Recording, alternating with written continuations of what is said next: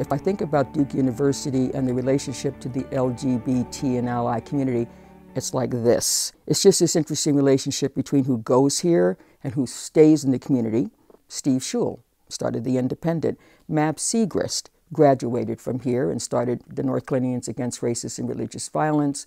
Southerners on New Ground, Joanne Sheehan, who went to Duke Divinity School. Once you come through the door, you'll pretty rapidly recognize that you probably have no idea about the breadth and depth of issues that go on with respect to sexual and gender diversity. For a lot of our students, they probably come from places where they've never even considered the possibilities that are out there for them in terms of who their best self really could be.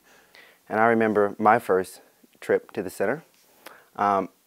It was shortly after I had come out in the spring of my first year, and it was one of the most terrifying things that I had ever done, because I knew what taking that step would mean, to go into a space that was set aside for affirmation and of the LGBT community. And I got on campus, and the one thing I think I wasn't expecting was really just how rigid the gender normativity was, particularly among the first-year class, right? Because as people get older, they start to branch out a lot. But my first year, that's not really the case. You know, everyone gets on campus and they're all scared. Everyone's a little terrified, and people really want to fit in. I've been working at the Center for Sexual and Gender Diversity for the past 2 years. And as an ally, I think it's an incredible space to work at. We've been doing a lot of good things the past couple of years, and we've become a more and more welcoming community. And I think that's excellent. And I think pretty much every student from every walk of life can find community here. So when I stepped in, I was really nervous, and what I was greeted with was happiness and laughter and joy, and it was something that I hadn't experienced before in that type of in dealing with my sexuality. It was something that I needed, and for that I'm forever grateful for the center, because if it wasn't for the center, I'm not sure if or when I would have ever come out. But it was just so important to know that I had a space and sort of an anchor in that period of time when I felt really like I was kind of drifting around and didn't really feel like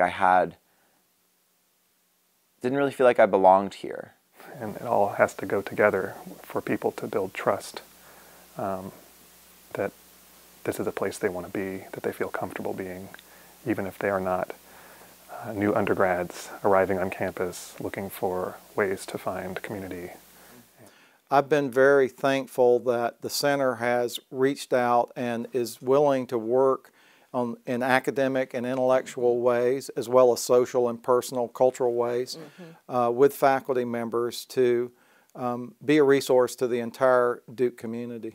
The experience has been invaluable for my students because it helps them not only have a better understanding of issues of gender and sexual diversity, but it gives them an opportunity to explore utilizing social science research methods. This is not some kind of monument. It's actually a living and breathing enterprise that needs to be maintained and sustained in order to really make sure that the commitment is met to our students in terms of telling them that they need to be their best selves. And I was just floored by how many people, whether it be faculty or professors, and just how many people in the community there are to provide that sort of mentorship to students, which is pretty cool.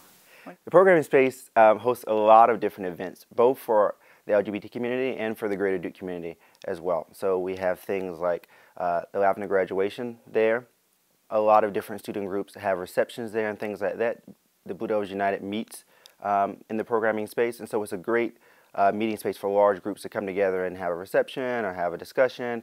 There are a lot of discussion groups at the center. They're catered to all sorts of different communities that we have here at Duke, and it provides a safe space for students to come and talk about, you know, their experiences with one another, their issues that they might want to discuss with other students and staff members as well. You know, those kinds of discussion groups didn't exist before a couple of years ago. I mean, there's a tremendous amount of misinformation and misconceptions, and the only way you can get to that is through this sense of being in a safe space where people can ask questions, you can have a dialogue. I think the educational outreach really helps people understand that these spaces are for everyone. They really are for all people on Duke's campus, and they are an open and safe environment for people. Because the space not only provides resources for students and staff, but it also serves as a physical representation of the value that the university places on our community. The center is where I spend a lot of my time. It's a place where you know you're going to go. You're going to have people that are open and friendly and kind, and you'll see a lot of your friends there and meet new faces there. So the center is a great place to go just to hang out during the day, and a great place when people have events to go and have a lot of fun as well. And so if I see someone at a Kickback Friday event we have, and I see them later on out on campus or around campus, I'll definitely say hello and let them know that the community is not just within the center, but it's also outside of the center as well. I really like it when I'm able to talk about my involvement at the center during class. I would say that it's really exciting to be able to share that I am an ally, that I work at the center, that I really support all of its causes, and that there is space for allies to come to the center. And 2 decades ago, I don't think anybody would think that we would have the amount of resources that we have now or be in the location that we're in now. And that took a lot of work. It took a lot of people, both students, staff, faculty, the alumni community, to work together to get where we are today. I love it. I love the fact that it's so visible, that it's right here where every student at Duke is going to one day walk by it, if not walk by it many times in their career here at Duke. But it's a campus place. It's not a special secluded hideaway. This is your university saying, you belong here and you're part of our community. I think having it in the Bryan Center reinforces the fact that it is a very prominent aspect of Duke culture. And also there's just something to be said for being out in the open. You know, the new space, we have room to breathe. You look out the window and you see the chapel, and you see, you know, that beautiful little patch of woods that's right out there, and you see people sitting out on the patio, and it's part of a transformation. Even as difficult as it is to meet the needs of people who are all in very different places in their lives, that's what the success of the center has to be built around, and has been built around. I heard that we're supposed to be starting our alumni mentoring program later this semester, and I think that's going to be an amazing thing. This center is important and it needs to be maintained, and it's not just the students that are saying this. 31 years, I love Durham, North Carolina. I love Duke because it's here. And as someone who goes between those two worlds, I'm good. Glad you're here, and it has a very critical, important role to play. I'm just very, very happy to have our new little home.